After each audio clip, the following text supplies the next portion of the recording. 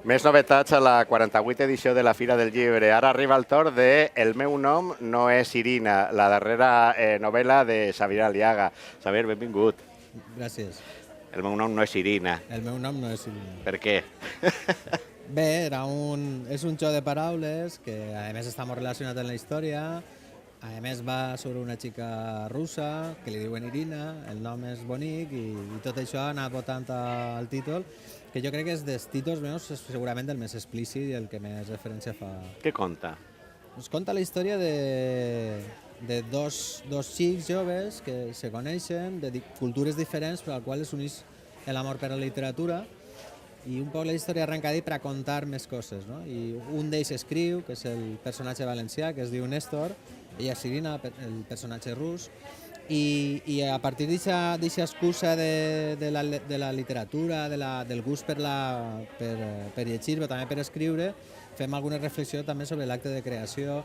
És una novel·la amb prou capes, no? Que és una novel·la, segurament, que és la que he fet més dirigida a un públic més jove, en el que se poden identificar amb més facilitat, però que té una quantitat de capes que fa que a lo millor un públic més adult també li pugui treure profit. Coral, com en l'anterior treball teu? No, esta vegada és molt més centrada en els personatges principals, el que sí que al final, com que n'hi ha diverses històries, se conten diverses històries, se conta no sols la història de Néstor i Irina, sinó també apareixen per el llibre les històries que va escrivint Néstor, la qual cosa fa que n'hi hagi més personatges, però la intenció ja no era tan coral, ja era un poc més centrar-me en personatges. Com va sorgir la idea de El meu nom no és Irina?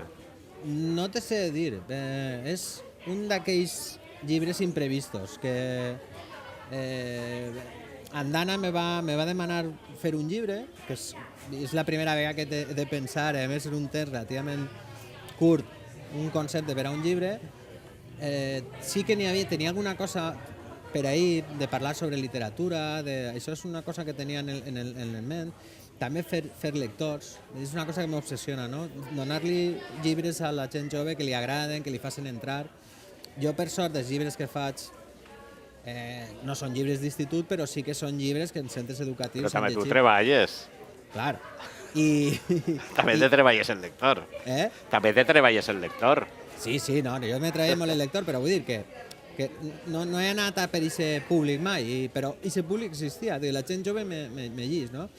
I un poc engrescat, i un poc anem a fer una idea en el que el personatge siga més jove, de manera que facilites la identificació, però també contar una història sobre literatura, que és el que a mi m'agrada. I jo crec que al final, jo quedo satisfet.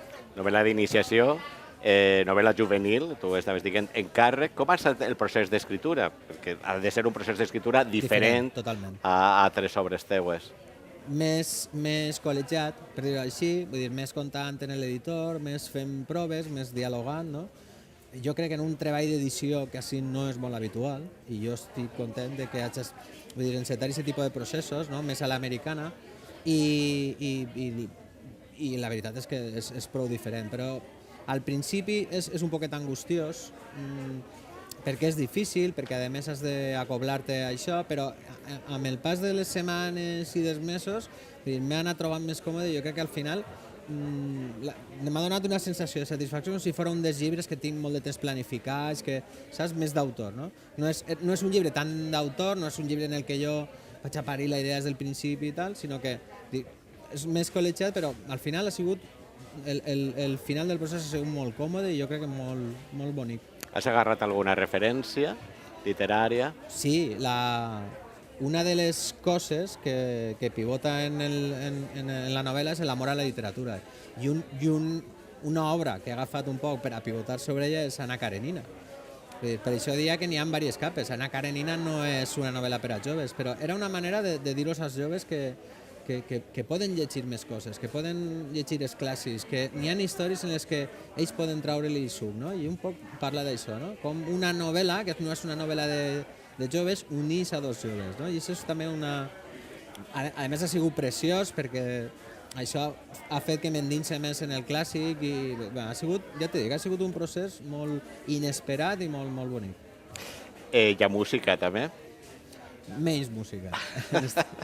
La música en aquest cas n'hi ha algunes referències, però hi ha referències un poc més acoplades a l'edat de Néstor, però ja de manera més transversal. Però ahir n'hi havia una cosa que tenia clar, no volia fer un vídeos desafinades 2, secció adolescent. Amb Ana Karenina. No tenia ningú sentit, però bé.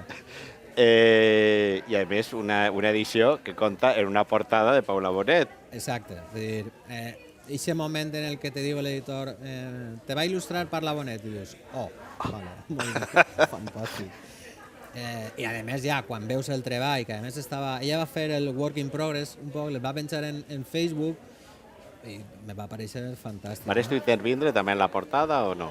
Vares intervindre en la portada? No sabia res. Ella tingué des de principi una primera versió de la novel·la, la llegí, sobre això treballar. De fet, crec que no parlàrem abans més que intercanviar alguns missatges, això diguem que estic molt content de que sigues tu la il·lustradora, i a partir d'ahir presenta el concepte, perfecte. Irina ja està en el carrer, però ara que hi ha en l'ordinador de Xavi Aliaga. Ara... A banda d'un blog, Sí, no. Ara la veritat és que igual anem a repetir el procés, però d'una altra manera, perquè probablement per a 2014 tinguem una novel·la negra, també a petició d'una editorial un poc, i una vegada acabi això sí que m'agradaria agafar-me més temps, perquè tinc un projecte que va ser més llarg, que necessita investigació, que necessita molt de repòs, i això... Espero que una vegada acabat aquesta novel·la ja pugui centrar-me i... Això és el futur, però es quedem en el present i es quedem en el meu nom és Irina. Xavi, molta sort en este nou llibre i gràcies per compartir aquests minuts amb nosaltres. Gràcies a vosaltres.